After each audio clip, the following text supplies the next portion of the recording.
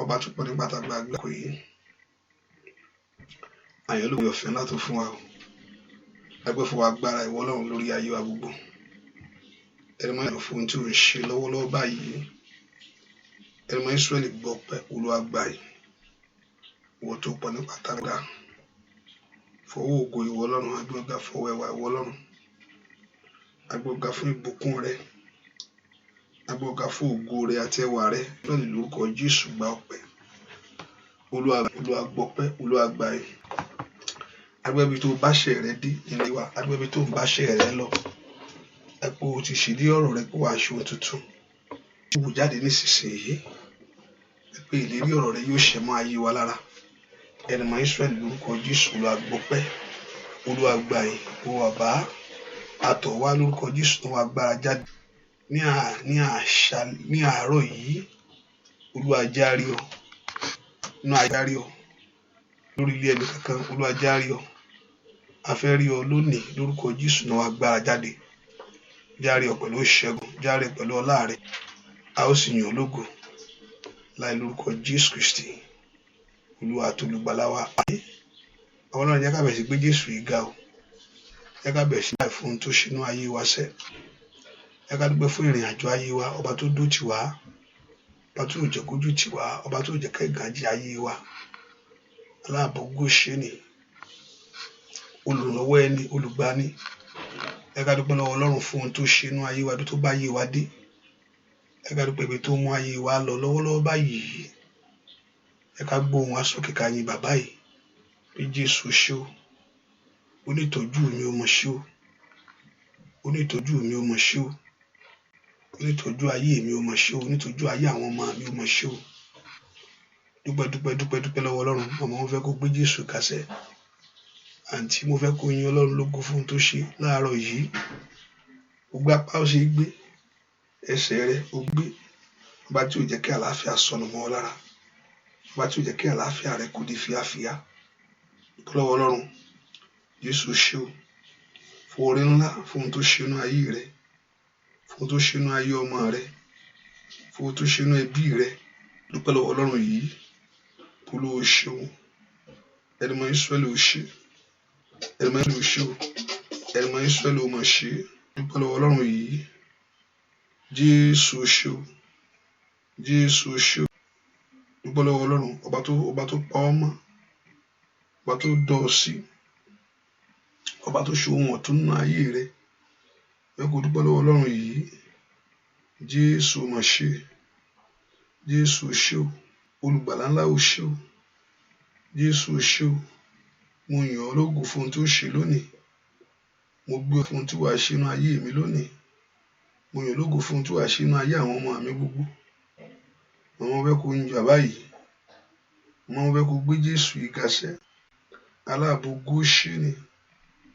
aláàbò Góṣẹ́nì olùpamọ́ olùjí alágbára ńlá ọba tó fi àwọn tiẹ̀ sílẹ̀. Somebody lift your voice and just thank him. Ẹ̀yàn kan gbé Ọlọ́run ga lọ́wọ́lọ́wọ́ báyìí. Jésù ṣé o. Jésù ṣé o. Ọlọ́run mi ò mọ̀ ṣé o. Ọlọ́run mi ò mọ̀ ṣé o. Ọlọ́run mi ò mọ̀ ṣé o. Ọlọ́run mi ò mọ̀ ṣé o. Ọlọ́run ṣé o. Dúpẹ́ lọ́wọ́ Ọlọ́run rẹ lọ́wọ́lọ́wọ́. Lọ́wọ́ ẹni tó dọ̀ sí. Dúpẹ́ lọ́wọ́ Ọlọ́run yìí ọba tó fi àlàáfíà fún ọ ọba tí ò dó tì ọ́ ọba tí ò jẹ́ kí ayọ̀ ìgbàlà rẹ kó sọnù Ọlọ́run gbé Jésù ṣé o olùgbàlà ó ṣe Jésù máa ṣe o Jésù máa ṣe bẹ́ẹ̀ kò yin Ọlọ́run bẹ́ẹ̀ kò gbé Ọlọ́run ga àmọ́ yin Jésù lógo bẹ́ẹ̀ kò gbé Ọlọ́run ga fún lórí iṣẹ́ ayé rẹ ni bẹ́ẹ̀ kò yin Jésù lógo fún tó bá ṣe rẹ̀ dé inú ayé rẹ inú ayé ọmọ rẹ bẹ́ẹ̀ kò gbéga Olúwa ó ṣe olùgbàlà ó ṣe olùgbàlà ó mọ̀ ṣe aláàbò Góṣẹ́nì ó ṣe olùgbàlà ó mọ̀ ṣe ẹni mọ́ Ísírẹ́lì ó ṣe wọ́n tó pọ̀ ní pátágbára ó ṣe wọ́n tó ní gbogbo agbára lọ́wọ́ ó ṣe. wọ́n tó ní gbogbo ìṣó bẹ́ẹ̀ kó dúpẹ́ lọ́wọ́ Ọlọ́run mọ̀mọ́ Jésù thank Him. Just appreciate the Lord right now. Just give praise to Him. Just exalt Him. Just magnify Him. Just thank Him. Just worship Him. Just thank Him. Just give that praise to the Lord. Thank you for your life. Thank you for the life of your children. Thank Him for what He's doing in your life. Dúpẹ́ lọ́wọ́ Ọlọ́run fún ohun tó ń ṣe ní gbogbo ọ̀nà rẹ̀. Olùgbàlà ló ṣe. Olùgbàlà ló ṣe nínú ayé wa sẹ́. Olùgbàlà ló ṣe nínú ayé wa sẹ́. Olùgbàlà ló ṣe nínú ayé wa sẹ́. Ọlọ́run Ísírẹ́lì ó máa ṣe. Ẹni Ísírẹ́lì ó ṣe. Olóore mi ó máa ṣe ó. Dúpẹ́ lọ́wọ́ olóore rẹ̀ lónìí. Ẹ ò Jésù olóore o bàbá mi. Jésù olóore o bàbá mi. Oore tó ṣe láyé mi o kò láfiwé. Má fọwọ́ rẹ̀ sẹ́yìn o bàbá mi. Ṣá máa tẹ̀síwájú nínú ayé mi. Bẹ́ẹ̀ kò dúpẹ́ lọ́wọ́ fún oore tó ṣe nínú ayé rẹ̀ sẹ́. Lift your voice and just bless Him. Bẹ́ẹ̀ kò dúpẹ́ oore ńlá. Dúpẹ́ àlàáfíà tó jọba nínú ayé rẹ̀ nínú ayé ọmọ rẹ̀ gbogbo. Somebody lift your voice. Ẹ jẹ́ ká dúpẹ́ lọ́wọ́ Ọlọ́run yìí. Olúwa ṣé o. Mo fi gbogbo ògo fún ọ. Jésù mo fi gbogbo ògo fún ọ. Gbogbo ọlá jẹ́ tìwọ Ọlọ́run. Gbogbo ọlá jẹ́ tìwọ Jésù lórí ayé mi. Gbogbo ọlá jẹ́ tìwọ Jésù lórí ayé àwọn ọmọ mi. Gbogbo ọlá jẹ́ tìwọ Jésù lórí iṣẹ́ mi. Gbogbo ọlá jẹ́ tìwọ Jésù lórí ilé mi. Gbogbo lọ́wọ́ Jésù. Ọba tó fi agbára fún ọ. Ọba tó fi agbára fún wa. Ọba tó fi agbára fún ọmọ rẹ. Ọba tó fi agbára fún ilé rẹ. Ọba tó fi agbára fún ẹbí rẹ. Just lift your voice and just give that God the praise. Appreciate Him. Lift your voice in praise to Him. Bí ohùn rẹ sókè sí Ọlọ́run yìí. Lift your voice in honor to the Lord. Bí ohùn rẹ sókè sí Ọlọ́run yìí. Jésù ṣé o. Jésù ṣé o. Jésù ṣé o. Dúpẹ́ lọ́wọ́ Ọlọ́run yìí. Mo fẹ́ kó gbé Jésù yìí ga. Somebody appreciate the Lord right now. Ẹ ká gbé Jésù yìí ga fún orí ńlá. Fún orí ọ̀tún. Olùgbàlà ó ṣé o. Ọmọ Ọlọ́run gbé Jésù ga. Jésù ṣé o. Thank the Lord tonight. Thank the Lord this morning. Mo fẹ́ kó Jésù ṣé o. Mo fẹ́ kó Jésù lógo. Mo fẹ́ kó gbé ga. Olùgbàlà ó máa ṣe. Mo fẹ́ kó yìn. Hallelujah. Mo fẹ́ kó yìn Ọlọ́run. Àwa yìn ọ́. Ọlọ́run wa. Àwa jẹ́ òfin fi ìwọ̀lú wá. Àwa yìn ọ́. Ọlọ́run wa. Àwa jẹ́wọ́ rẹ̀ fi ìwọ̀lú wá. Àwa yìn ọ́. Ọlọ́run wa. Àwa jẹ́wọ́ rẹ̀ fi ìwọ̀lú wá. Ọwọ́ rẹ̀ dà. Ìyá Ọlọ́run wa. Àwa jẹ́wọ́ rẹ̀ fi wá. Bàbá mo dúpẹ́ o Ọlọ́run ìyanu. Alágbára gíga o bàbá mi ńlá. Kábíyèsí o mà ṣe. Mo fẹ́ kó gbé Ọlọ́run ga níbi tó wà sẹ́. Alágbára ni bàbá mi àgbà. Kábíyèsí o mà ṣe Ọlọ́run wá. Alágbára gíga o bàbá ńlá. Olódùmarè ọlọ́wọ́ gbọgbọrọ. Àwa yìn ọ́ Ọlọ́run wa. Èmi jẹ́wọ́ rẹ̀ pé ìwọ l'Olúwa. Àwa yìn ọ́ Ọlọ́run mi. Èmi jẹ́wọ́ rẹ̀ pé ìwọ l'Olúwa. Ẹ fi fún òun lónìí o. Ẹ fi fún òun lónìí o. Olúwa ló ní àtọ́lá o. Ẹ fi fún Olúwa ló ní àtọ́lá o. gbéga ẹbí fún òun lónìí o ẹbí fún òun lónìí o Olúwa lónìí àtọ́lá o ẹbí fún Olúwa lónìí àtọ́lá o ẹbí fún o bá gbé Jésù dá Ọlọ́run alààyè. O bá yan Ọlọ́run lógo nínú ayé rẹ o. Mo fẹ́ kó yin bàbá yìí lógo. Kábíyèsí o mọ̀ ṣe. Alágbára gíga ńlá.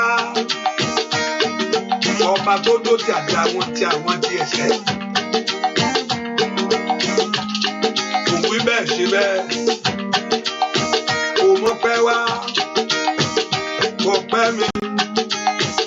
Kò pẹ́ mi. Olúwa. Kò mọ̀ pẹ́ mi wá. Kò pẹ́. Kò pẹ́ mi. Olúwa. Bóyá mo mọ̀ pẹ́ wá. Kò pẹ́ mi. Kò pẹ́ mi. Olúwa. Kò mọ̀ pẹ́ mi wá o. Kò pẹ́ mi. Kò pẹ́ mi. Olúwa. Àmọ́ pẹ́ wá. Ẹ ṣé o. Ẹ ṣé o. Olúwa. Kò mọ̀ pẹ́ mi wá. Ẹ ṣé o. Ẹ ṣé o. Oya oya oya oya. Kò mọ̀ pẹ́ wá. Ẹ ṣé o. Kábíyèsí. Ẹ ṣé o. Olúwa. Kò mọ̀ pẹ́ mi wá o. Ẹ ṣé o. Olúwa. Mo bá dúpẹ́ lọ́wọ́ Ọlọ́run alààyè tó dá ọ sí. Ìdíjà lọ́tún mo ń jà lósì kò wọlé rẹ o. Aláàánú tó ṣàánú ọmọ rẹ tọmọtọmọ sẹ́. Alágbára gíga. Kábíyèsí o mọ̀ ṣe Olódùmarè bàbá mi. Óyá óyá óyá óyá óyá óyá óyá. Ọpẹ́ fún Ọlọ́run yìí. Mo bá ronú jùlẹ̀ mo dúpẹ́ wòye. Kábíyèsí o ṣe Ọlọ́run mi. Óyá dúpẹ́ lọ́wọ́ Ọlọ́run. Òbí bẹ́ẹ̀ ṣe bẹ́ẹ̀ o, bàbá mi ńlá o. Mo mọ̀ pẹ́ wá. Ẹ ṣé o. Bàbá. Olúwa. Mo mọ̀ pẹ́ mi wá. Ẹ ṣé o. Ẹ ṣé o.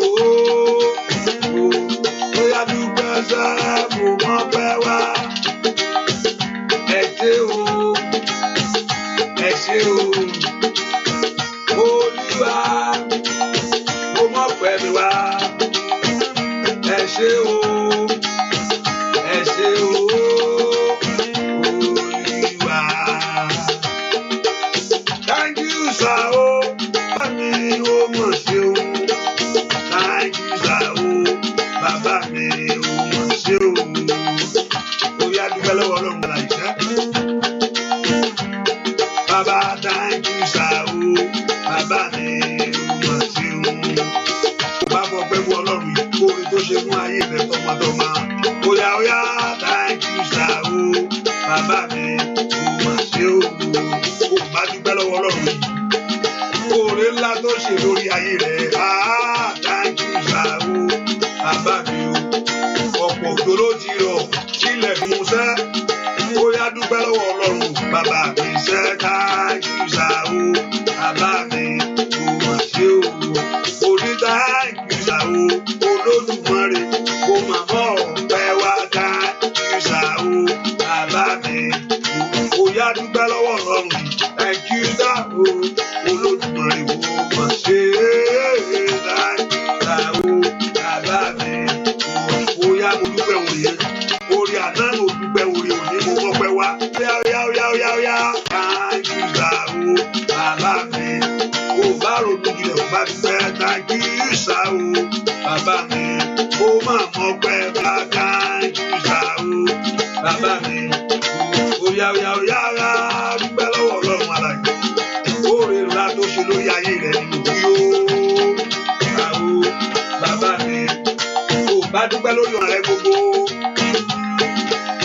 ó máa ṣe Olódùmarè ńlá jùzà o bàbá mi ó máa ṣe o.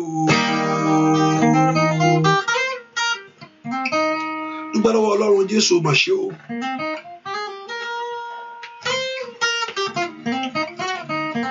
Dúpẹ́ lọ́wọ́ Jésù máa ṣe Jésù ṣe o. Ẹni máa Ísírẹ́lì mo yìn ọ́ fún oore ńlá tó ṣe nínú ayé mi. Somebody lift your voice and just begin to exalt the Lord this morning. Gbogbo ìgbà tí èèyàn bá jí tó gbé apá rẹ̀ tó ṣe é gbé tó mi ẹsẹ̀ rẹ̀ tó ṣe é mì ó tọpẹ́ ojú ọpẹ́ lọ. Ọ̀pọ̀lọpọ̀ ojú oorun ló gbà lọ, ọ̀pọ̀lọpọ̀ ọba tí òjò gbàbẹ̀ lọ. Bẹ́ẹ̀ ni ewu wà níbi gbogbo ọba tí òjò wúwo nínú ilé ewu wà ń bẹ. Ọba ẹlòmíì stẹ́ẹ̀pù ẹ̀ ló jábọ́ lọ́sìn ló gbàbẹ̀ lọ pàápàá. Ẹlòmíì orí bẹ́ẹ̀dì ló jábọ́ orí bẹ́ẹ̀dì ló ti bọ́ọ̀lẹ̀ ní nǹkan mi wọlé lára. Ẹlòmíì ọkọ̀ mọ́tò ló ń wà lójoojúmọ́ yẹn. Ọba tí òjò mọ́tò ti pósí fún ọ. Dúpẹ́ lọ́wọ́ Jésù ṣé o. Bẹ́ẹ̀ ni ọba tó jẹ́ kí ewu ọ̀sán tàbí ewu òru wọ́ aláàbò Góṣẹ́nì olùpamọ́ olùjí rẹ èyí tó dá ọ sí. Lift your voice and just appreciate this God. Mẹ́kò fi ọpẹ́ mẹ́kò ronú jinlẹ̀ dáadáa kó o dúpẹ́ lọ́wọ́ ẹni tó ní ọ́ o. Ó ń fẹ́ ọpẹ́ rẹ, Ọlọ́run fẹ́ ọpẹ́ wa. He want our praise, he want our thanksgiving. Ṣùgbọ́n mo ṣì wọ́n àwọn kan náà pásítọ̀ láti jọ́ yìí náà ọ̀tá fẹ́ kó burú ju eléyìí Ọlọ́run ni o. Ọ̀tá fẹ́ kó lékè ńkà jẹ́ Ọlọ́run ni ò jẹ́ ọba tí òjò kan lu gbogbo mọ́ ọ lórí. Dúpẹ́ lọ́wọ́ Jésù yìí. Ìkó ọ̀tá ò bá ẹnìkan wọ́n ní ìkó lásán làwọn fún ibẹ̀ ló gbà lọ. Ọba tí òjò kọ̀tà kan ń kù. Bẹ́ẹ̀ ni wọ́n ní ìkó lásán mo dẹ̀ fún kò ní mi rò pé fùfú ni. Bẹ́ẹ̀ ni dúpẹ́ lọ́wọ́ Ọlọ́run yìí. Olúwa dúpẹ́ kó ń bá mi jàjà mi. Ọba tó ń bá ọ jàjà rẹ bẹ́ẹ̀ ni ọba tó rán àwọn áńgẹ́lì ẹ̀ láti ṣáájú wa ní gbogbo ọ̀nà. Jésù ṣó Olúwa ṣó gbogbo ẹ̀ṣẹ̀ mi gbogbo dáríjì gbọ́ àdúà lórúkọ Jésù Kristi. Olúwa sọ fún Ọlọ́run lọ́wọ́ Lord mo ẹlẹ́ṣẹ̀ ni mo mọ̀ bẹ́ẹ̀. Olúwa dárí ẹ̀ṣẹ̀ mi gbogbo ẹ̀ṣẹ̀ àṣírí mi jì mí gbogbo ẹ̀ṣẹ̀ mi gbogbo Olúwa dáríjì. Bẹ́ẹ̀ kó pe Jésù lọ́wọ́ the Lord God of heaven to forgive every sin. Ohunkóhun tó bá lè jẹ́ níwájú Ọlọ́run tí ò jẹ́ kí Ọlọ́run gbọ́ tó mo fẹ́ kọ́lọ́run kó gbọ́ ohùn mi láàárọ̀ yìí. Olúwa mo fẹ́ kó gbọ́ ohùn mi ní àárọ̀ yìí. Mo fẹ́ kó dá sí ọ̀rọ̀ ayé mi ní.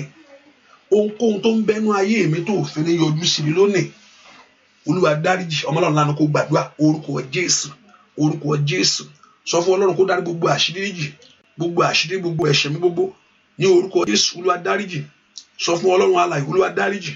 Olúwa dárí ẹ̀ṣẹ̀ mi jì mí ní orúkọ Jésù. Olúwa dárí ẹ̀ṣẹ̀ mi jì mí. Bẹ́ẹ̀ kó béèrè fún ìdáríjì ẹ̀ṣẹ̀. Ó ní ìdáríjì ẹ̀ṣẹ̀ ń bẹ lọ́wọ́ Ọlọ́run. Ó ní kí a lè máa bẹ̀rù rẹ̀. Bẹ́ẹ̀ kó porúkọ Jésù dáadáa. Orúkọ Ọlọ́run kó dárí ẹ̀ṣẹ̀ jì ọ́. Olúwa dáríjì mí. Olúwa dárí àṣírí mi jì mí. Gbogbo ẹ̀ṣẹ̀ mi gbogbo. All my sin, O God, all my iniquity, all my trespasses against you. Gbogbo ẹ̀ṣẹ̀ mi gbogbo. Olúwa dáríjì. Sọ fún Ọlọ́run kó dáríjì ọ́. Olúwa jẹ́ aráàánú lágbà. Olúwa ṣàánú fún mi. Orúkọ Jésù kó ṣàánú fún ayé rẹ. Olúwa ṣàánú fún mi. Orúkọ Jésù dáadáa. Olúwa jẹ́ aráàánú lágbà. Ọwọ́ àánú lá máa bọ̀ sínú ayé mi lónìí. Ọwọ́ àánú agbára máa bọ̀ sórí ilé mi lónìí. Bèrè fún ọwọ́ àánú Ọlọ́run pé kó ṣàánú fún ọ ni. Olúwa ṣàánú fún mi. Gẹ́gẹ́ bí ìṣeun ìfẹ́ rẹ bàbá. Ask him to forgive every sin. Olúwa ṣàánú fún mi. Gẹ́gẹ́ bí ìṣeun ìfẹ́ rẹ bàbá. Orúkọ Jésù jẹ́ aláàánú lágbà. Orúkọ Jésù bèrè fún àánú ńlá. Àánú lọ́wọ́ Ọlọ́run kọ́lọ́run kó ṣàánú fún ọ. Olúwa ṣàánú fún ayé mi. Ọlọ́run náà kó gbàdúrà pé Jésù dára mi tó wà. Olúwa ṣàánú fún mi. Ẹ jẹ́ aláàánú lágbà. Ẹ fàánú wọ ọ̀rọ̀ ayé mi lónìí. Orúkọ Jésù kí Ọlọ́run kó ṣàánú fún ọ. Olúwa ṣàánú fún mi. Ní orúkọ Jésù. Olúwa ṣàánú fún mi. Orúkọ Jésù dáadáa. Olúwa ṣàánú fún mi. Orúkọ Jésù. Olúwa jẹ́ aláàánú lágbà. Olúwa gbàdúrà orúkọ Jésù. Olúwa ṣàánú fún mi, béèrè fún àánú. Olúwa jẹ́ ráàánú gbàṣẹ́ láàárọ̀ yìí, jẹ́ ráàánú gbà. Gbọ́ àdúrà lórúkọ Jésù Kristi Olúwa wa. Hallelujah. Mẹ́kò tún béèrè fún àánú. Ọwọ́ àánú ńlá wọnú ayé mi. Ọwọ́ àánú wọnú ayé mi. Ọwọ́ àánú Ọlọ́run wọnú ayé mi. Ọwọ́ àánú ńlá wọnú ayé mi. Olúwa jẹ́ ráàánú ńlá rẹ gbà. Gbọ́ àdúrà lórúkọ Jésù Kristi Olúwa wa. Mo wá sọ̀dọ̀ rẹ, bàbá mo dé o, ayé mi dọ̀wọ́ rẹ, bá mi tún ṣe fẹ́, mo wá pàdé rẹ. Bàbá mo dé o, ilé mi dọ̀wọ́ rẹ, bá mi tún ṣe. Gbogbo ayé mi wá Olódùmarè. Ayé ọmọ mi ni mo fẹ́ kó gbàdúrà. Ọlọ́run kó ṣàánú ayé rẹ mú bí o. Mo sọ̀dọ̀ rẹ, bàbá mo dé o, orí mi dọ̀wọ́ rẹ, bá mi óyá mo wá sọ̀dọ̀ rẹ.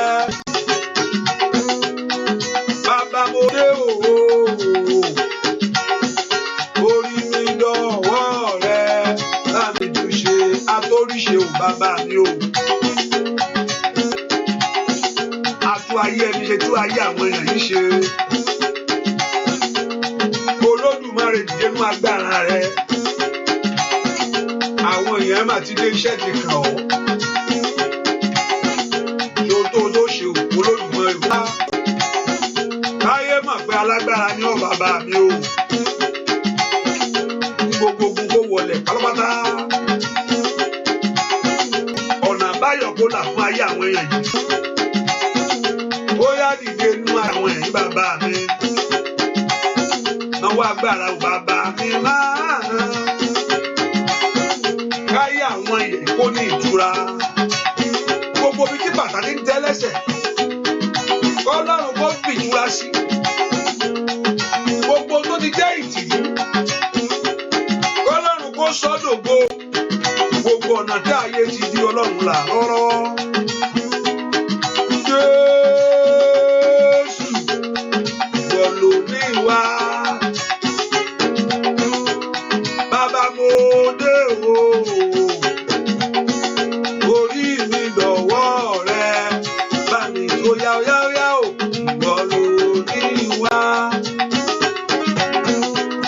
Bàbá mo dé o. Orí mi dọ̀wọ́ rẹ. Bá mi tún ṣe. Ìwọ ló ní wá o, bà mí. Bàbá mo dé.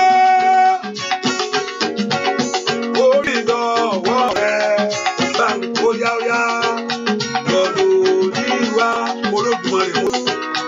Bàbá mo dé o.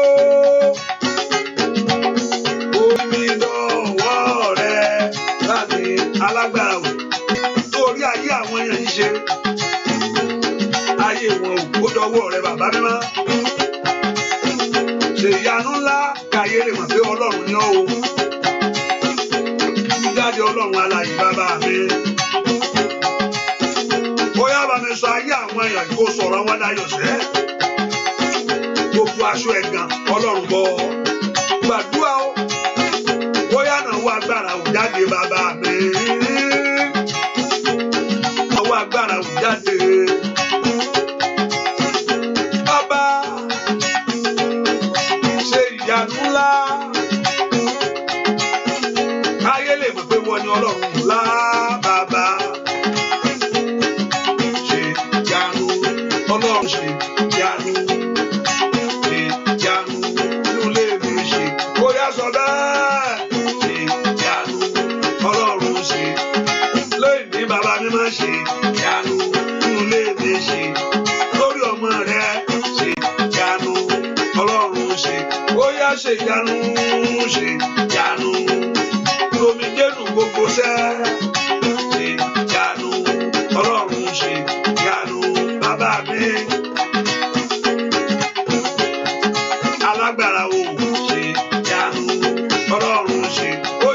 ìyanu bàbá mi àgbà.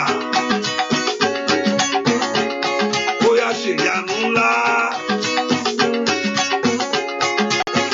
Bóyá ṣe ìyanu Ọlọ́run ṣe.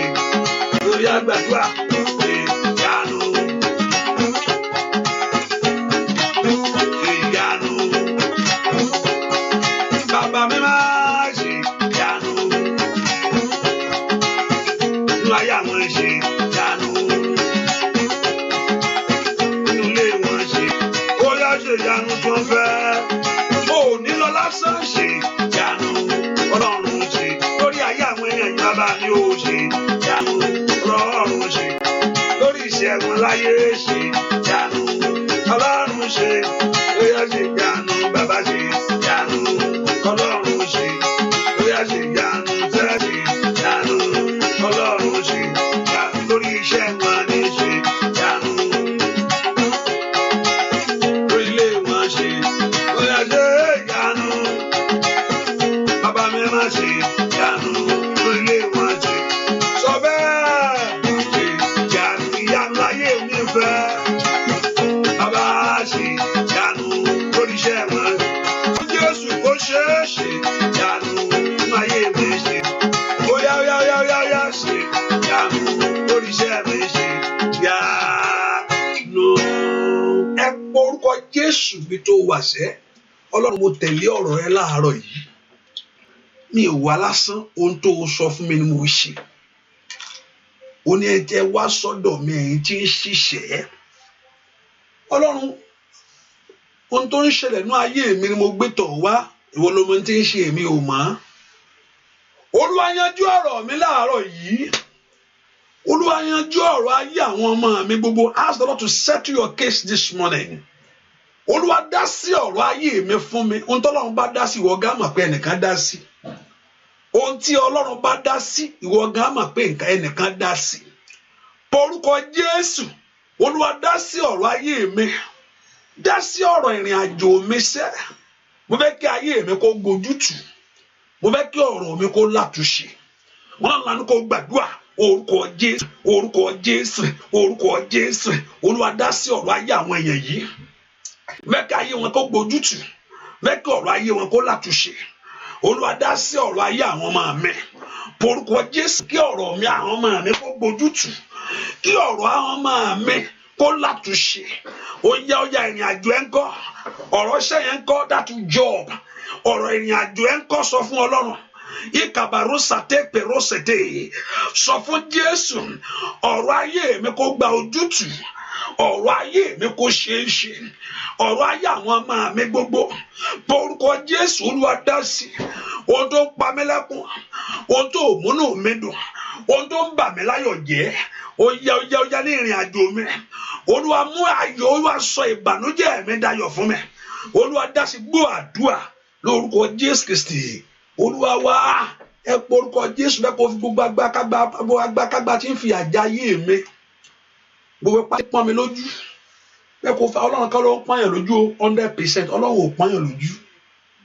I guarantee you that. Mo lè sọ yẹn. Because Bíbélì, Ọlọ́run kan ló, Sátánì ló ń ṣèyàn níbi. Sátánì ní ń dá èèyàn lóró. Ọlọ́run ò kì í ṣe bí. Ẹni tó bá lọ́run ń ṣe bí ó ń tara ẹ̀ ní. It can be in the other scripture pé Ọlọ́run ló máa ń mú yàn. But Ọlọ́run tèmi mọ̀ kò ń ṣe bí. Sátánì ní í ṣe. Ìwọ tó bá sì fàyè gba Ọlọ́run, Sátánì á wọlé wá, á jẹ́ ó ṣe inú ayé èèyàn. Ẹ porúkọ Jésù, Olúwa dáwọ́ ogun dúró. Olúwa mú ọwọ́ ọ̀tá kò nú ayé mi. I want to lift your voice. Put an end every hand of the battle. Put an end every hand of battle in my life. Olúwa dáwọ́ ogun dúró. Olúwa mú ọwọ́ ìyà kò nú ayé mi. Porúkọ Jésù bí tó wà sẹ́. Olúwa dáwọ́ ogun dúró. Olúwa mú ọwọ́ ìyà kò nú ayé mi. The hand of suffering and pain and shame. Porúkọ Jésù. Olúwa dáwọ́ ogun dúró. Olúwa mú ọwọ́ ìyà kò nú ayé àwọn ọmọ mi. Olúwa dáwọ́ ogun dúró. Olúwa mú ọwọ́ ìyà kò nú ìran mi. Ẹ porúkọ Jésù. Ẹni tó bá kọyà mọ́ yóò jẹ́. Olúwa dáwọ́ ogun náà dúró. Ẹ mú ọwọ́ ìyà kò nú ayé mi. The hand of suffering and pain. The hand of disappointment and trouble. Take it out of my life. Ẹ gbàdúrà orúkọ Jésù. Orúkọ Jésù. Olúwa dáwọ́ ogun dúró. Olúwa mú ọwọ́ ìyà kúrò nínú ayé mi. Níbo lo wà? Olúwa dáwọ́ ogun dúró. Olúwa mú ọwọ́ ìyà kúrò nínú ayé mi. Orúkọ Jésù dáadáa. Olúwa dáwọ́ ogun dúró. Olúwa mú ọwọ́ ẹ̀gàn kúrò nínú ayé mi. Orúkọ Jésù. Olúwa dáwọ́ ogun dúró. Olúwa mú ọwọ́ òṣì kúrò nínú ayé mi. Ọwọ́ òṣì kúrò nínú ayé mi bàbá. Dàdúà, dàdúà, dàdúà, dàdúà, dàdúà, dàdúà, dàdúà, dàdúà, dàdúà, dàdúà, dàdúà, dàdúà, dàdúà, Olùgbàlà, dàdúà, Olùgbàlà, dàdúà. Àgbọ̀ kọ́lọ́run kó mú ọwọ́ òṣì, ọwọ́ ẹ̀gàn kúrò nínú ayé àwọn ọmọ rẹ̀. Ní orúkọ Jésù, Olúwa dáwọ́ ogun dúró. Ogun àríṣẹ́ṣe, ogun àláṣeyọrí, ogun àrọ́nà àbáyọ, ogun àìṣohunrere, ogun àróńgbóréṣe. Ẹ pọ orúkọ Jésù. Ẹnu Ísírẹ́lì dáwọ́ ogun dúró. Orúkọ Jésù dáadáa. Ọwọ́ ogun dádúró. Ọwọ́ àjàmú kò nù ayé mi. Orúkọ Jésù. Olúwa dáwọ́ ogun dúró. Ọwọ́ ogun Olúwa dádúró. Ọwọ́ ogun Olúwa dádúró. Gbọ́ àdúrà lórúkọ Jésù Kristi. Olúwa wá ẹ pọ orúkọ Jésù. Olúwa gbà mí lọ́wọ́ ìyà táyé fi ń jẹ ayé mi o. Olúwa gbà mí lọ́wọ́ ẹ̀gàn táyé fi ń ṣe mí. Olúwa gbà mí lọ́wọ́ ìyà tí ayé fi ń jẹ ayé mi. Deliver my life from that suffering. The suffering of enemies in my life. Olúwa gbà mí ní ọwọ́ ìyà tí ayé fi ń jẹ mí. Ọwọ́ ìyà tó fi ń jẹ ayé rẹ. Ọwọ́ ìyà tí fi ń jẹ ayé ọmọ rẹ. Ọwọ́ ìyà tí fi ń jẹ iṣẹ́ rẹ tẹ́ pé iṣẹ́ ò dàgbà. Ọwọ́ tó ju ayé ẹni sọ́jú kan. Ọwọ́ tó mú ìrìn àjò ẹni fà sẹ́yìn láyé. Ọwọ́ tó sọ ẹni aláìmọ̀ ń ṣe. Ọwọ́ kan tó máa ń sẹ̀yìn dẹ́ pé kò máa ń ṣe náà. Báwo tiẹ̀ ṣe wá jẹ́ báyìí? Báwo tiẹ̀ ṣe wá yàtọ̀ láàrin gbogbo wọn? Ọwọ́ aṣọ ayé ẹni aláìmọ̀ ń ṣe. Ọwọ́ kò máa ń ṣe. Okúkú máa ń ṣe. Ọ̀tá ni ò fẹ́ kó rí ṣe. Olúwa dáwọ́ náà dúró nú ayé mi o. Ó ní ta ni ó wọlé alágbára lọ. Mi ò kò ṣe pé kó bá alágbára náà wí. Ó ní ta ni ó wọlé alágbára lọ. Ó fẹ́ kó wọlé tọ̀ alágbára yí ẹ lọ lónìí. Ní orúkọ Olúwa. Mi kàpáwò ṣáìdà. Bẹ́ẹ̀ kó wọ alágbára yí àwọn ọmọ rẹ lọ lónìí. Ní orúkọ Olúwa. Ọwọ́ ìyà kò nú ayé mi. Ìwọ ọwọ́ ẹ̀gàn fi ayé mi sílẹ̀. Ọwọ́ ogun parẹ́. Ọwọ́ ogun parẹ́. Ọwọ́ gbèsè parẹ́. Ọwọ́ ìyà kò. Ẹ pọ orúkọ Jésù. Kí Ọlọ́run kó dáwọ́ ogun. Ó yẹ ọmọ Ọlọ́run lánàá kó gbàdúrà. Orúkọ Jésù. Orúkọ Jésù. Ìwọ ọwọ́ ogun. Ó yá kò nú ayé mi o. Ìwọ ọwọ́ ogun. Ó yá kò nú ayé àwọn ọmọ mi o. Ìwọ ọwọ́ ogun. Kò lórí iṣẹ́ mi o. Ní orúkọ ọwọ́ ìtìjú. Ọwọ́ àfi ẹ̀gàn ṣe ayé ẹni. Ọwọ́ àfi ẹ̀gàn ṣe ayé ẹni. Ọwọ́ gbèsè. Ọwọ́ aṣọ ní ayé ẹni dáláì máa ń ṣe. Ní ọwọ́ aláìrí aláàánú. Kéèyàn má rí aláàánú. Ọwọ́ kò máa ń ṣe. Ní orúkọ Jésù. Mo kó nú ayé mi. Ó yá mo kó Olùgbàlà. Mo kó Olùgbàlà. Mo kó Olùgbàlà. Mo kó Olùgbàlà. Mo kó Olùgbàlà. Mo kó Olùgbàlà. Gbàdúrà. That Lord should remove every evil hand from your life. Ní orúkọ Jésù. Ọwọ́ ogun tí ń bẹ nú ìran. Ní orúkọ Jésù. Ọwọ́ ogun tí ń bẹ nú ìran. Ọwọ́ ogun tí ń bẹ nú ẹ̀jẹ̀. Ní orúkọ Jésù. Ó yá mo kó nú ayé mi. Lánàá kó gbàdúrà. Mú ọwọ́ náà kó lóru èní. Ní orúkọ Jésù. Mú ọwọ́ àfìyàjẹni kó nú ayé mi. Orúkọ Jésù. Mú ọwọ́ àfẹ̀gàn sí ayé ẹni. Mo kó nú ayé mi. Olúwa dá sí ogun ayé mi lónìí. Dúà lórúkọ Jésù Kristi. Olúwa dá sí ogun ayé mi. Olúwa dá sí ogun tí ń bẹnu bá mi dá. Níjọ́ tọ́lọ́run bá ti dá sí ogun náà. Ǹjẹ́ ìnọ̀tá ẹ pẹ̀yìn dà. Pé kíní kan sì ń ṣe mí. Ó sì wà ń bẹ̀. Ọlọ́run ò tí ì dá sí. Ó sì wà ń bẹ̀. Ó sì mo sì máa rí.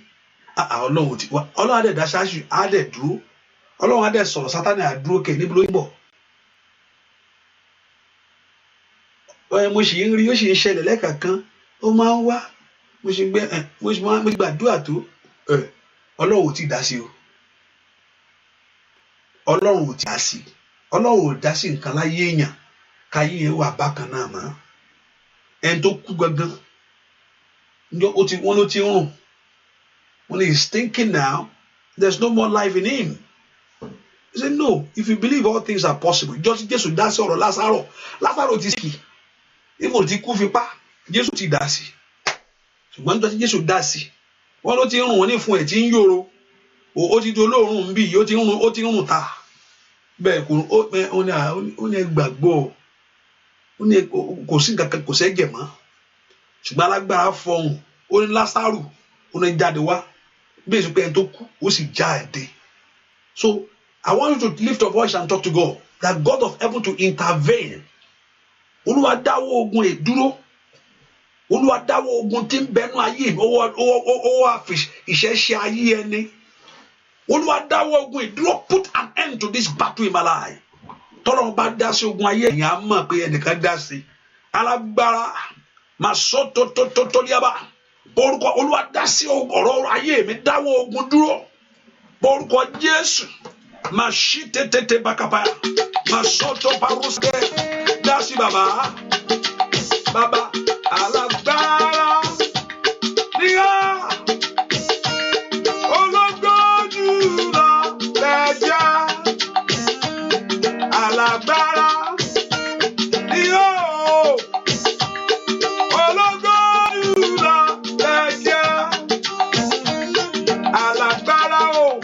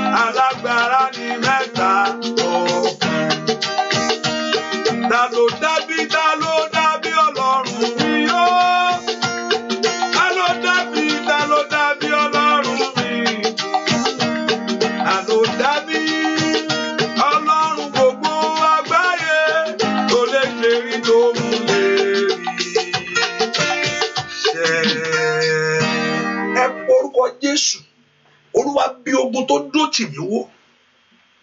Olúwa bí ogun tó dúró tì ayé mi wó. Ẹ̀yin tá a ro showers of blessing, ṣó ń ṣiṣẹ́ ṣá? Please let me know that it's working. If you're on showers of blessing, say amen. Can I see a movement there? The Lord should fall down every battle of your life. Olúwa bí ogun ayé mi wó. Ẹ kò porúkọ Jésù. Olúwa bí ogun ayé mi wó. Porúkọ Jésù dáadáa. Kìtàbí àkúṣe tẹ́lẹ̀ bàkàtà. Màtí dèrí bàkúṣe tó pẹ̀lú tẹ̀kẹ́tẹ̀. Olúwa bí ogun ayé mi wó. Ogun tó dúró tì mí. Ogun tó fẹ́ gbaṣọ lára mi. Ogun tó fẹ́ sọ mí sí wòwò ayé. Ogun tó fẹ́ fi ẹ̀gàn ṣe ayé ẹni. Olúwa bí ogun ayé mi wó. àwọn ńlá ní kò gbàdúrà orúkọ Jésù orúkọ Jésù orúkọ Jésù orúkọ Jésù olúwa bí ayé mi wọ̀ àwọn ńlá ní kò gbàdúrà olúwa bí ogun àríṣẹ́ṣe wọ̀ ogun olúwa bí ogun àrọ́mọ bí wọ̀ ogun àrọ́kọ bí wọ̀ ask the Lord to fall every battle of your life. Ikaparo kaparo satayaba. Olúwa bí ogun ayé mi wọ̀ máa lanu kó gbàdúrà bí wọ̀ bí wọ̀ bí wọ̀ bí wọ̀ ogun ayé mi kó ṣubú lónìí. Let every battle of your life fall today. Let every battle of your life fall and rise no more. Ogun ayé mi wó lulẹ̀. Ogun ayé mi wó lulẹ̀. Ogun ayé mi wó lulẹ̀. Ogun ayé mi wó lulẹ̀. Ogun ayé mi wó lulẹ̀. Orúkọ Jésù ikaparu seteketeliaba ani gbàdúrà ogun àríṣẹ́ṣe tí ń bẹnu ayé mi ó máa tàtàtà ogun àìlọ́kọ ogun àrọ́mọbí tí ń bẹnu ayé mi ogun aṣọ àrídẹ̀rù ẹ̀yìn ogun amámàṣe gbàdúrà lórúkọ Jésù Kristi Olúwa wa gbogbo ìṣe òkùnkùn tó fẹ́ di mọ́líkì. Thank you very much. Thank you for that. Please let keep on going so I will know. Hallelujah. Thank you. Ogun òkùnkùn ogun àìmọ́ṣe tó fẹ́ di mọ́líkì ó dàbẹ́ nìkan náà máa ń jẹ́ mọ́líkì bẹ́ẹ̀ ogun tó fẹ́ di regular thing in your life ogun mi ti di yearly ogun mi ti monthly ogun mi ti di everyday tó bá ti rí sáà mo ti rí sáà yẹn kí ni yẹn tó ń bọ̀ kí ló sọ pé ó ti ń bọ̀ yẹn kí ni yẹn tó ń bọ̀ kí ni yẹn ti ṣẹlẹ̀ bẹ́ẹ̀ ni ogun tó fẹ́ máa gbà yìí mọ́ lọ́wọ́ Olúwa bí ogun ayé ẹ sọ mí di òmìnira lónìí àìrọ́mọ bí mo gbé wá síwájú rẹ o àìrọ́kọ ni mo gbé wá síwájú rẹ o àìróore tọ́ka sí mo gbé wá síwájú rẹ Olúwa má wò mìíràn kí n gbógun mi jáde Olúwa má wò mìíràn kí n gbé ogun mi jáde ẹ pọ orúkọ Jésù ohun tí mo gbé wá ohun tó ṣe tó ń mí tí mo gbé wá má jò bá mi jáde alágbára náà wá gbára ńlá ohun tí ń dààmú ìran mi tí mo fọ̀rọ̀ lọ ilẹ̀ àkàpà orí ṣáìdà ohun tó ń dààmú ayé àwọn ọmọ mi tí mo fọ̀rọ̀ yìí lọ Olúwa má wò mí níran ask the Lord for divine intervention of God ẹ pọ orúkọ Jésù ohun tó ń ṣẹlẹ̀ ní ayé mi tí mo fi ọ̀rọ̀ lọ ẹ̀yin ogun ọ̀run ẹ dá sí ó yẹ ọmọ náà lánàá kó gbàdúrà orúkọ Jésù orúkọ Jésù orúkọ Jésù ohun tí ń bẹnu ayé mi tí mo fọ̀rọ̀ lọ ilẹ̀ kàpíùrì strictalia ó yẹ pé orúkọ Jésù dára ẹ̀yin ogun ọ̀run ẹ dìde ó yẹ bí ogun náà wò ẹ̀yin ogun ọ̀run ẹ dìde ẹ bí ogun náà wò ohun tó ń bẹnu ayé mi tí mo fọ̀rọ̀ lọ ọmọ náà lánàá kó gbàdúrà ohun tí ń bẹnu ayé ọmọ rẹ tó sọ fún Ọlọ́run lónìí ní orúkọ Jésù bíwó bíwó bíwó bíwó bíwó bíwó bíwó olùgbàlà bíwó olùgbàlà bíwó olùgbàlà bíwó olùgbàlà bíwó olùgbàlà bíwó olùgbàlà bíwó olùgbàlà bíwó ohun tí ń bẹnu ayé mi tí mo fọ̀rọ̀ rẹ̀ lọ ìlà kàpáàrì ṣáìdà àríṣẹ́ṣe ni àìrọ́kọ ni aláṣeyọrí kan ni o ní orúkọ Jésù àìnítẹ̀síwájú ni ní orúkọ Jésù àrákòjọ mi ni somebody lift your voice and pray ọmọ gbẹtọ̀ wa ni ní orúkọ Jésù ìdààmú náà kan ni ìdààmú náà lé ni ní orúkọ Jésù àìsàn náà àgọ́ ara ni ọ̀nà ìlànà kò gbàdúrà ní kàpẹ́rù ṣáìtà ohun tó rí inú ayé ọmọ ni èyí tó múnú rẹ dùn ohun tó rí inú ayé ọkọ ni èyí tó máyọ̀ rẹ kún ní orúkọ Jésù ohun tí ń bẹnu aya ni ní orúkọ Jésù èyí tó jórí rẹ wú ó yá pé orúkọ Jésù ó yá Olúwa ṣẹ́gun rẹ lónìí màtáyà gàbà sàǹdà in Jesus name we pray pé orúkọ Jésù ohun tí ayé fi ṣe mí Olúwa dáwọ́ rẹ̀ dúró ayé máa ń fi nǹkan Ọlọ́run kan ló fi ṣe o Olúwa ó dá mi má bànújẹ́ o èṣù ló ṣe kà Olúwa fà mí yọ kíákíá Olúwa.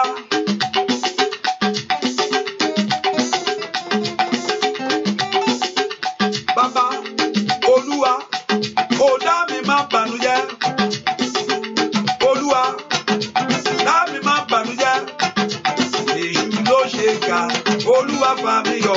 Oya oya oya oya Olúwa ó dá mi má bànújẹ́ Olúwa dá mi má bànújẹ́ èṣù ló ṣe kà Olúwa bá mi yọ ìyá ọfà ojú oorun kó jáde lọ́wọ́lọ́wọ́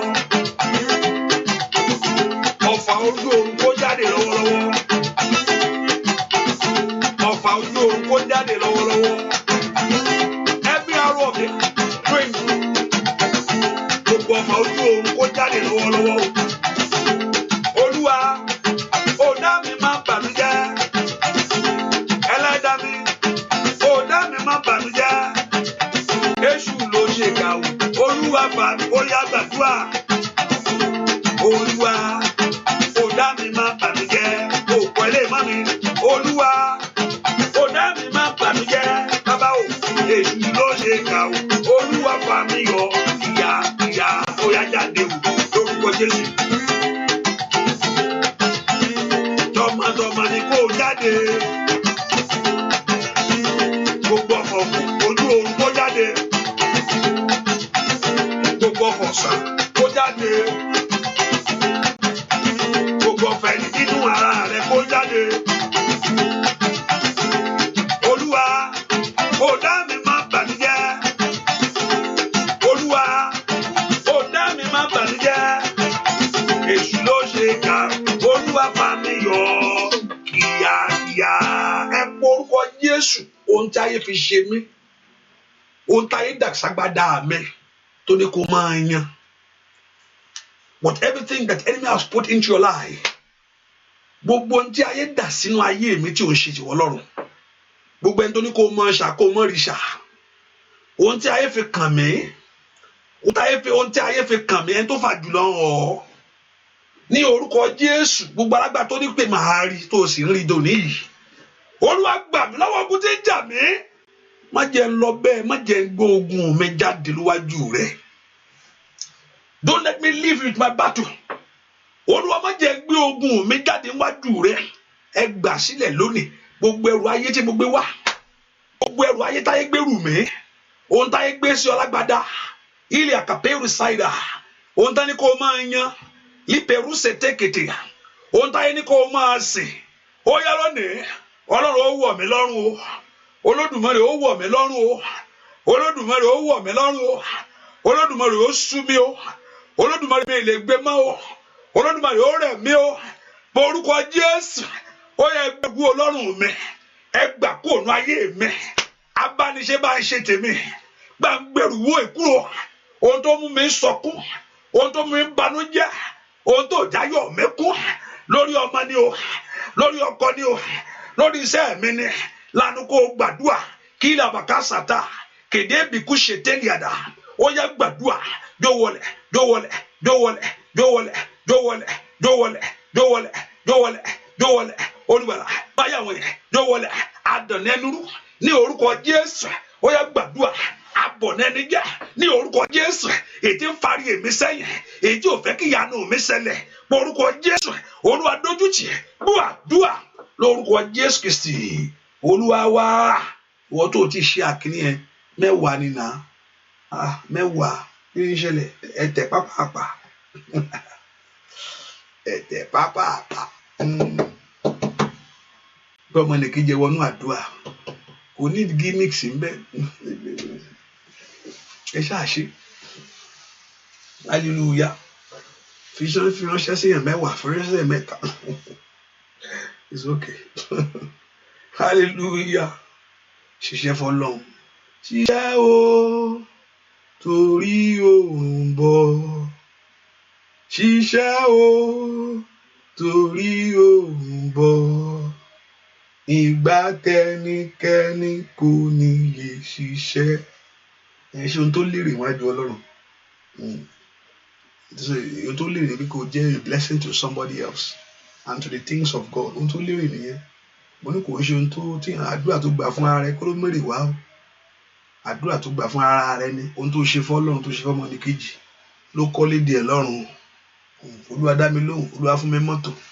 Kò kọ́ nǹkan sí ọ̀jọ̀bọ Ọlọ́run àfi tó bá lo kíní yẹn fún Ọlọ́run nìkan ló kù. Olúwa ṣàánú fún mi, sọ mí di mánéjà, sọ mí di gbogbo mánéjà ara rẹ nù. Kò ṣe anything. Tí mánéjà ò bá mánéjì ìjọba Ọlọ́run kò ṣe nǹkan níwájú Ọlọ́run. Ìwọ kò gbà ó ná ni ó gbà ó bù àpò bẹ́ẹ̀ ni ó ná ó bù àpò nù. Ohun tí ń jẹ́ bẹ́ẹ̀ nù. Ẹ porúkọ Jésù Ọlọ́run jọ̀ọ́ jẹ́ kí òpin kó dé bá ogun tí ń jà mí. Bá ń paná tí ń jó mi. Ẹnìkan gbàdúrà. Olúwa pa iná yìí ohun táyé fi ń ra mi lára ilẹ̀ àkípẹ̀rọ̀ sàtàlẹ̀ olúwa mi paná ní orúkọ Jésù bá ń paná yìí bá ń mú ìṣẹ̀táyé fi ń ṣẹ̀ mí ìṣẹ̀táyé fi ń ṣe ọ́ ìṣẹ̀tọ́ fi ń ṣe ọ́ olúwa mú ìṣẹ́ ìkóònú ayé mi o ẹ gba ìyà lọ́wọ́ mi ẹ gba ogun inú ayé mi ẹ bá ń jàjà yìí ọmọ náà lánàá kó gbàdúrà orúkọ Jésù ẹ mú ìṣẹ́ àti ìyà kóònú ayé mi bàbá ẹ mú ẹ̀gàn ẹ mú ọwọ́ ọ̀tá kóònú ayé mi olúwa mo wá ọmọ tó àìríṣẹ́ mi mo wá ẹ má jẹ́ n kó láìríṣẹ́ ní orúkọ Jésù àìrọ́mọ bí ni mo tọ̀ wá fún ẹ má jẹ́ n kó láìrọ́mọ ire ń bẹ lọ́wọ́ rẹ ọlọ́run tí ire ń ṣàn lọ́wọ́ rẹ ọlọ́run tí ire ń ṣàn ní ọwọ́ rẹ ọlọ́run tí ire ń ṣàn ní ọwọ́ rẹ ó yá jẹ́ kí ire kàn mí ọlọ́run lánàá kó gbàdúrà ẹ jẹ́ ká ayé mi ní orúkọ Jésù ẹ jẹ́ ká ìrìn àjò mi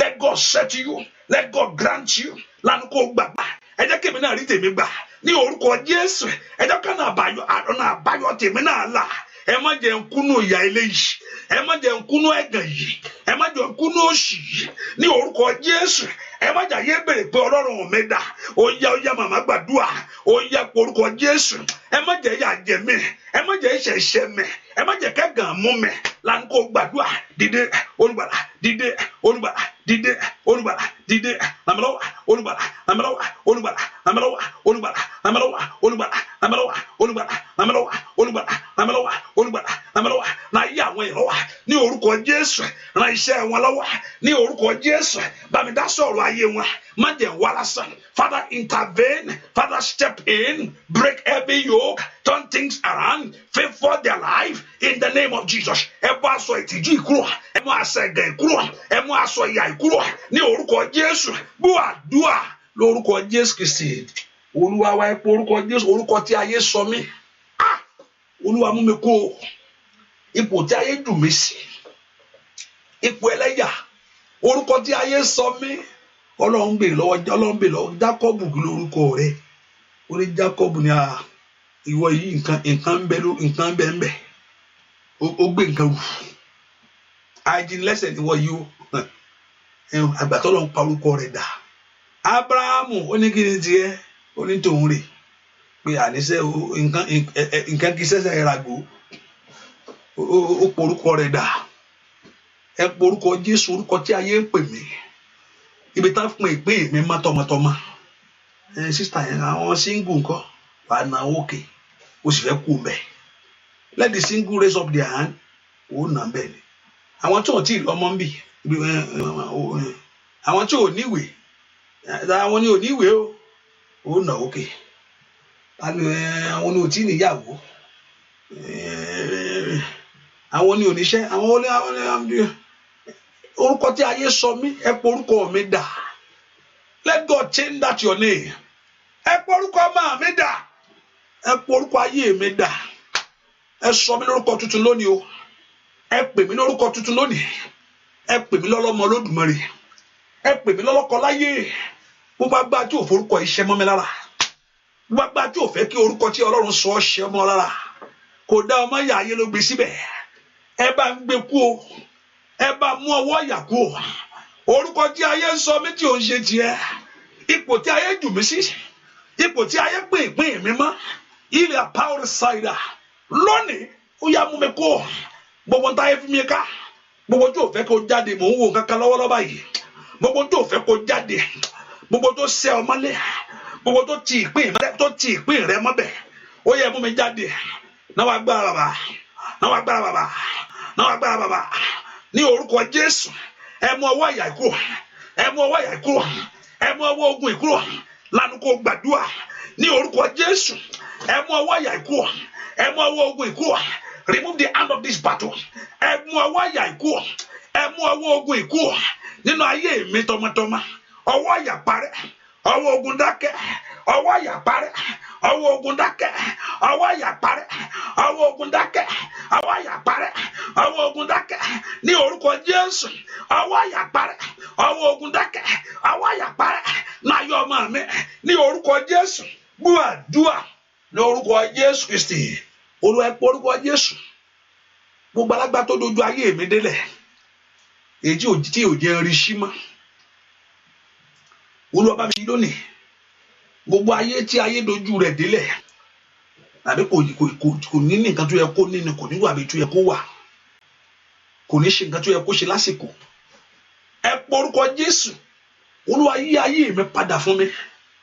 Gbogbo ìpín tí ayé dà délẹ̀, gbogbo alágbára tó dojú ayé rẹ délẹ̀, gbogbo alágbára tó dojú iṣẹ́ rẹ délẹ̀, gbogbo alágbára tó dojú ọmọ délẹ̀, èyí tí ò jẹ́ ó gbádùn ọmọ, èyí tí ò jẹ́ ó jèrè ọmọ, èyí tí ò fẹ́ kó rádùn ọmọ láyé, èyí tí ò fẹ́ kó lá oyin ọmọ, ó yá lónìí Olúwa bá gbá náà jẹ́.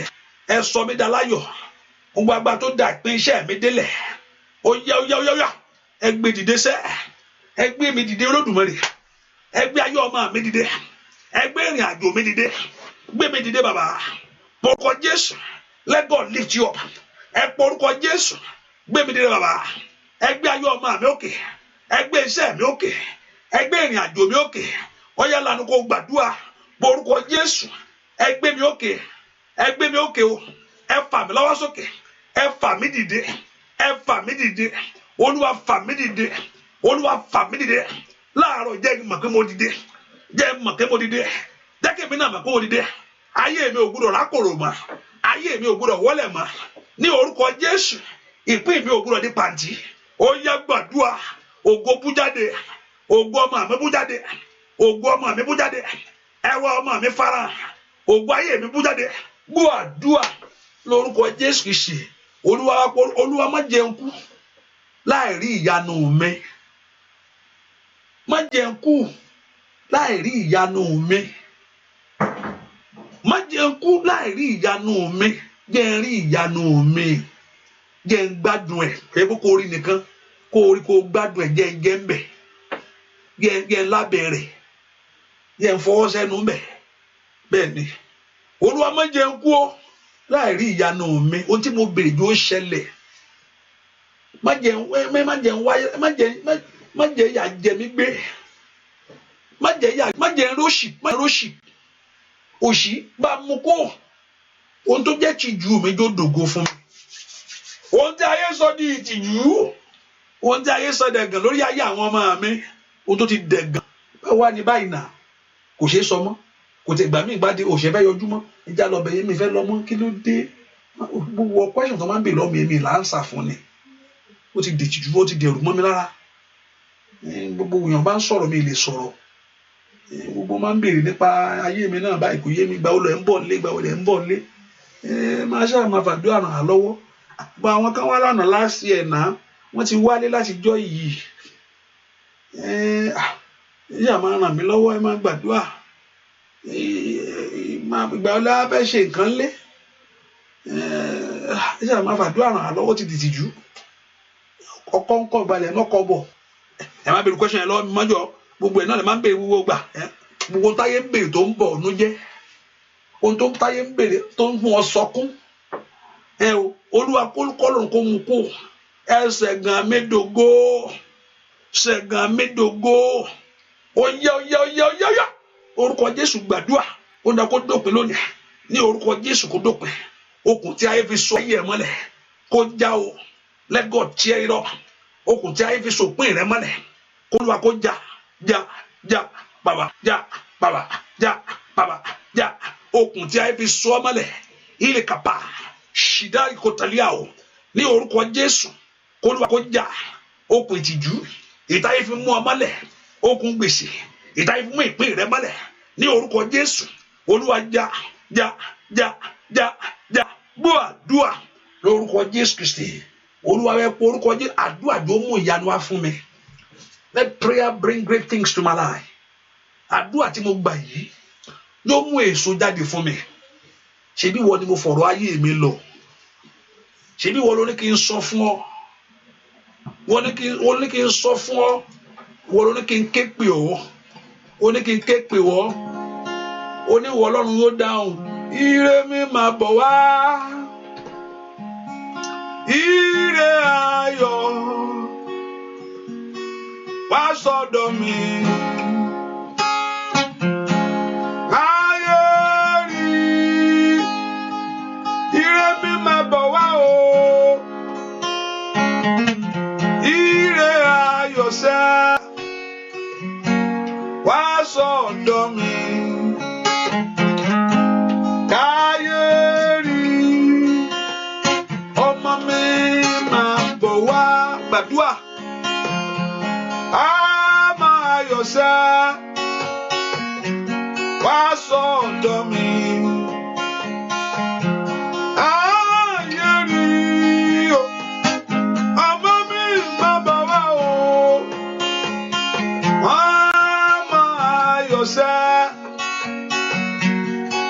Sọ́dọ̀ mi káyé rí óyá óyá ire mi máa bọ̀ wá ire ayọ̀ sẹ́ wá sọ́dọ̀ mi káyé rí bàbá ire mi máa bọ̀ wá o ire ayọ̀ sẹ́.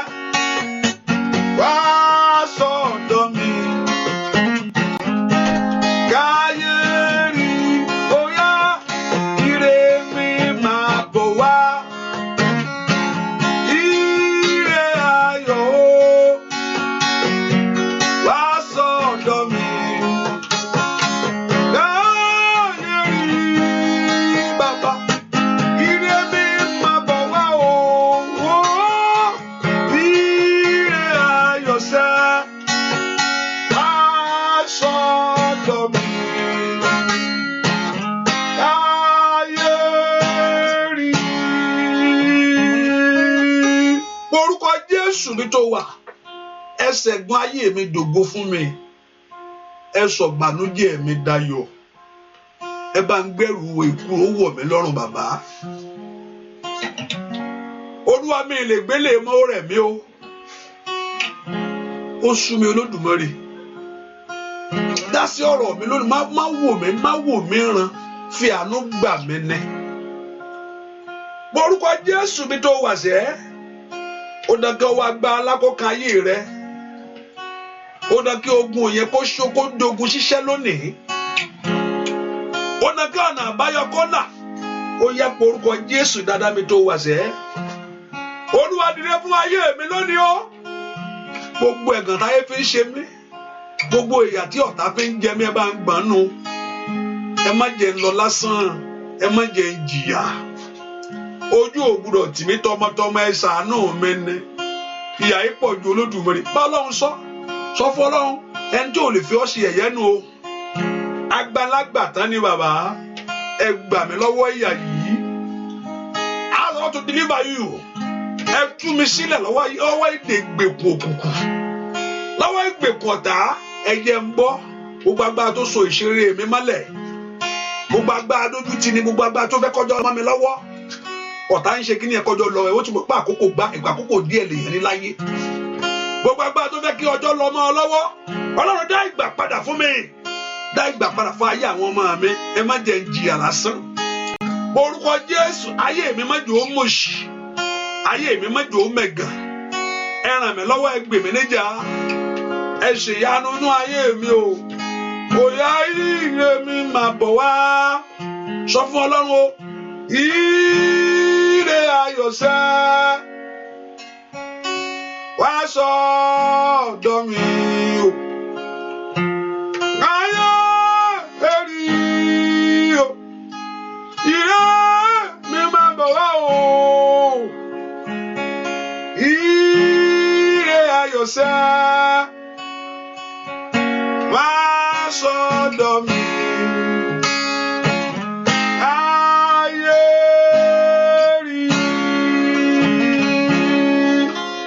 Ẹnìkan àdúrà tó kẹ́yìn Olúwa bí kíbi tẹ́yìn àbá lọ nítorí ìtẹ̀mí bí tá bá mú orúkọ mi lọ tàbí tá fẹ́ mú orúkọ rẹ lọ kán bá Ọlọ́run pàdé Olúwa jẹ́ kán ṣìnà jẹ́ kán ṣìṣe ìfún kó mú wọn èdì kó dè wọ́n ẹ pọ orúkọ Jésù ibi kí tó bá mú orúkọ rẹ gbogbo ẹni tó ní wọn fẹ́ ṣiṣẹ́ nítorí orúkọ rẹ lónìí ibi tó bá mú orúkọ ẹ lọ ibi tó bá wọlé tì sí kán má ṣe jáde ń bẹ Olódùmarè Olúwa tì wọ́n bẹ̀ mo bẹ wí ní oko gbàdúrà ibi tó mú orúkọ rẹ lọ, ibi tó bá forúkọ rẹ yàká sí alia kapioro stalia, Olúwa dójútì wọ́n, má jẹ́ n rí ṣe, bá ń fẹ̀gàn ṣe wọ́n ní kapioro stalia. Ibikíbi tá bá mú orúkọ ọmọ mi lọ, gbogbo ẹni tó lóun fẹ́ forúkọ fẹ́ jà ológun ẹni tí ń wọlé tó fẹ́ wọlé tí ń wọlé yìí, Olúwa dójútì, jẹ́ kí ẹ̀gàn mú ọ̀tá mi, jẹ́ kí ṣìṣe gbé, jẹ́ kí ṣìṣe mú ẹni tó bá yọjú léka nítorí tiẹ̀, ẹni pé àwa gbàṣẹ wàá mọ̀ pé ẹnìkan ń bẹ. Olúwa fi àjùlọ hàn, Olúwa dójútì, Olúwa dójútì èèyàn kàtí bẹ́nu ayé mi o, ẹni tí ń sáré ká, ẹni tí ń lépa rẹ, tí ń lépa ọmọ, tí ń lépa ẹ̀mí rẹ, àìlè kárí power cider líka purity. Gbogbo ọwọ́ tó bá gbé, Olúwa dá padà sí lórí, gbogbo ọwọ́ tó bá yọ, dá padà bàbá. Ìwọ gba ìdálére, ìwọ gba ìṣẹ́gun. Gbogbo èèyàn tí wọnú àdúrà ìwà, ó ní nǹkan tẹ́ bá wá, Olúwa kó dá yín lóhùn, Olúwa kó ṣe fún yín. Bẹ́ẹ̀ jáde náà ọ̀sẹ̀ yìí, Olúwa kó bá yín jáde, Olúwa kó bó ogun yín jáde, kó bó ogun yín wọlé. Ojú ò ní tì yín, ẹ̀ ní dẹni ìyà, ẹ̀ ní dẹni ẹ̀gàn, ní kankan kọ́lọ́run kó ṣe ti yín fún yín. Quickly let God, Jehovah God answer you. Àdúrà kó ní ìtumọ̀ nú ayé ẹ̀, àdúrà kó ní ìtumọ̀ nú ayé yín ní orúkọ Jésù. Ẹ̀ ní gbàgbànú àdúrà, ẹ̀ ní wí lásán. Olúwa kó gbọ́ ohùn rẹ ní orúkọ Jésù, kó dé títí sí ẹ̀bẹ̀ rẹ, kó fi ìfọ́ kó dẹ ẹ lóhùn. Let God reply you. Kó Olúwa kó dé títí sí ọ. Let God reply you. May you see the miracle of God. May you see the hand of God. Àìsàn ní wọlé rẹ, ìwọ náà ò ní ṣe àìsàn, ò ní dẹni lẹ́lẹ̀ ní orúkọ Jésù, ò ní dẹni gbàgbé lójijì. Ìyanu Ọlọ́run kó ṣẹ ẹnu ayé. Gbogbo tó náwó sí fún rere, ọwọ́ rẹ kó tẹ̀ ẹ́. Olúwa kó bá iṣẹ́ rẹ pàdé, Olúwa kó bá ọ̀nà rẹ pàdé. Ó yẹ orúkọ Olúwa kó nà yín, kó gbé yín lọ́wọ́ sókè. Orúkọ Olúwa kó ṣe ti yín fún yín. Orúkọ Olúwa kó gbè yín níjà. Ẹ ní jìyà, ẹ ní dẹni ìyà, ẹ ní dẹni ìgbàgbé, ẹ ní dẹni lẹ́lẹ̀, ẹ ní dẹni asán, ẹ ní dẹni òṣì. Orúkọ Olúwa kó ràn yín lọ́wọ́. Ẹ rí ìyanu gbà. Bẹ́ẹ̀ ṣe ń jáde sọ́wọ́ ire o, àti wọlé àti jáde kẹrìíre, ò ní sọkún. Ẹni tó ní ẹkún rẹ dọ̀la ní orúkọ Jésù, ojú kò tì. Ẹni tó ní ẹkún rẹ dalẹ̀ ní orúkọ Jésù, ojú kò tì. Ò ní sọkún, ò ní sọkún. Ẹni tó sọ pé ẹkún rẹ dọ̀la, pẹ̀fílẹ̀ yóò sunkún lọ́la ní orúkọ Jésù, ò ní sọkún. Ẹni tó ní ẹkún rẹ dalẹ̀ ni, má wọrí alẹ́ ni, ò ní sọkún. Bẹ́ẹ̀ ni ó sì rí láì lórúkọ Jésù Kristi Olúwa àti Olùgbàlà wa. Àmín. Mi gbọ́, àmín. Mi gbọ́, àmín lórúkọ Jésù. Hallelujah. Má bẹ̀rù, Olúwa yóò ràn ẹ́ lọ́wọ́. Má bẹ̀rù, Olúwa yóò ṣe fún ọ. Má bẹ̀rù, Olúwa yóò ràn ọ́ lọ́wọ́. Má bẹ̀rù, Olúwa yóò ṣe fún ọ. Má bẹ̀rù, Olúwa yóò ràn ọ́ lọ́wọ́. Má bẹ̀rù, Olúwa yóò ṣe fún ọ. Gbọ́n tí mo sọ fún ọ. Má bẹ̀rù, Olúwa yóò ràn ọ́ lọ́wọ́. Má bẹ̀rù, Olúwa yóò ṣe fún ọ. Bẹ́ẹ̀ ni ó sì rí láì lórúkọ Jésù Kristi Olúwa wa. Àmín. Ẹ ká fi sọ́kà pé àdúrà yìí tẹ̀síwájú ní ọ̀la, agbára ọlágo 6. By God's grace, this week we are I'll just in and out this week by God's grace. And also I want to meet with those that trusting God for the fruit of the womb. Maybe I say you can test me. I will just come at any time I want to. Hallelujah. Praise the Lord. But I don't want you to be. I want is you. Hallelujah. So we need to find exact time. So we build on the time. And I work on that time that we already have already. I know the Lord Jehovah God would bless us in Jesus' name. What else? Okay. The Lord will do great. Make sure you be a blessing and share it. And also support the work of God. The Lord will bless you in Jesus' name. And also I pray that ọwọ́ Ọlọ́run àìsàn oníṣọ́ àdúrà yóò gbà. Ọlọ́run ya omi ẹ̀sùn agbára Ọlọ́run wọnú omi ẹ lọ, omi kó mú ìtura wá, kó sì mú ìwòsàn wá. Gbogbo ẹni tẹ́ ẹ mú tẹ́ gbé sókè kẹ́ ẹ sàn, kí ìyanu kó fa àánú ayé, ojú òní tì í. Bẹ́ẹ̀ ni ó sì rí o. Jésù Olúwa wa. Àmín, àmín, àmín lórúkọ Jésù. Let's share the grace together. Oore ọ̀fẹ́ Jésù Olúwa, ìfẹ́ mọ́ ti Ọlọ́run kó bọ́ ọgbẹ́ ìjáde rẹ lónìí kó mú ayọ̀ wá fún ọ. O ò ní ṣìrìn, o ò ní ṣe ọkọ̀ wọ̀, o ò sì ní ṣílẹ̀ tẹ̀, o ò ní ṣẹ̀ṣẹ̀ gbé. Bẹ́ẹ̀ ni ó sì rí. Jésù Olúwa wa. Àmín, àmín, àmín lórúkọ Jésù. Ìbùkún tí mo rí gbà yóò di dandan kó farahàn sẹ́. God bless you. See you in the morning. Bye bye. God bless you. Bye bye.